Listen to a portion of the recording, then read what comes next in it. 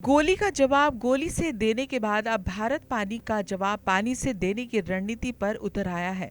आतंकियों को पालने वाले पाकिस्तान के खिलाफ नई दिल्ली ने जल मोर्चा पर अब तक का सबसे बड़ा दांव चल दिया। सिंधु जल संधि पर कड़ा रुख अख्तियार करने के बाद मोदी सरकार ने चिनाब नदी के अतिरिक्त पानी को भारत की सीमाओं के भीतर ही रोकने का चक्रव्यूह तैयार किया है। सरकार का यह नया ब्लूप्रिंट आने वाले सालों में पाकिस्तान की प्यास और उसकी खेती दोनों के लिए एक बहुत बड़ी मुसीबत बनने वाला है। पानी के लिए त्राहिमाम करेगा पाक। चिनाब ब्यास महाप्रोजेक्ट को हरी झंडी। 230 करोड़ की जल परियोजना अगस्त से शुरू होगा काम। इस बेहद जटिल और महत्वाकांक्षी योजना के तहत चिनाब नदी के सरप्लस पानी को मोड़कर व्यास बेसिन की तरफ लाया जाएगा। हिमाचल प्रदेश के लाहौर स्पीति की कड़ाके की ठंड और दुर्गम पहाड़ियों के बीच इस प्रोजेक्ट को अंजाम दिया जाएगा। यहाँ पानी पर 9 मीटर ऊंचा एक विशाल बैराज बनाया जाएगा और पानी को मोड़ने के लिए करीब 9 किलोमीटर लंबी अत्याधुनिक सुरंग खोदी जाएगी। यानी जो पानी अब तक पाकिस्तान की तरफ मुफ्त में बह जाता था, उसे रोककर भारत अपनी सूखी धरती को सींचेगा और बिजली बनाएगा। 19 मीटर ऊंचा बनेगा बैराज, 9 किलोमीटर लंबी गुप्त सुरंग, भविष्य का विशाल हाइड्रो प्रोजेक्ट। विशेषज्ञों की माने तो ये सिर्फ एक साधारण पन बिजली या सिंचाई परियोजना नहीं, बल्कि ये शुद्ध रूप से एक रणनीतिक मिशन है। चिनाब नदी समूचे सिंधु जल तंत्र की रीढ़ मानी जाती है और पाकिस्तान के पंजाब प्रांत की कृषि व्यवस्था पूरी तरह इसी पानी पर टिकी हुई है।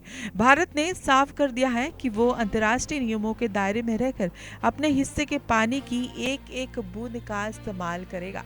भारत का ये नया आक्रामक तेवर पाकिस्तान के हुक्मरानों की रातों की नींद उड़ाने के लिए काफी है। पाकिस्तानी खेती पर गहरा संकट, बदलेगा सिंधु नदी का प्रवाह, भारत करेगा पानी का उपयोग। हिमाचल का लाहौर स्पीति इलाका अपनी बेहद कठिन और जानलेवा भौगोलिक परिस्थितियों के लिए जाना जाता है। समुद्र तल से 3000 मीटर से भी ज्यादा की ऊंचाई, साल के अधिकांश महीने जमी रहने वाली बर्फ और संकरी घाटियों के बीच इस प्रोजेक्ट को पूरा करना इंजीनियरों के लिए किसी अग्नि परीक्षा से कम नहीं है। लेकिन इसके बावजूद सरकार ने इस प्रोजेक्ट को साल 2029 तक का पूरा करने का कड़ा समय तय किया है।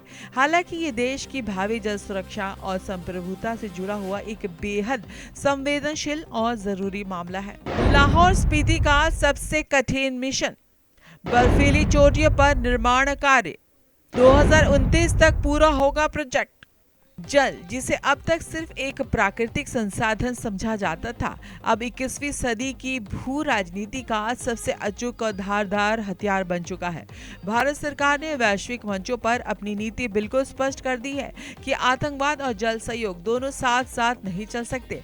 अगर चिनाब व्यास लिंक परियोजना अपने तय समय पर पूरी हो जाती है तो भारत के पास पाकिस्तान को नियंत्रित करने का एक ऐसा रिमोट कंट्रोल आ जाएगा जिसका कोई तोड़ फिलहाल इस्लामाबाद के पास मौजूद नहीं है और वो बेबस हो जाएगा। पानी बना नया कूटनीतिक हथियार, सुरक्षा नीति को पहली प्राथमिकता, नदी जोड़ो मिशन पर फोकस।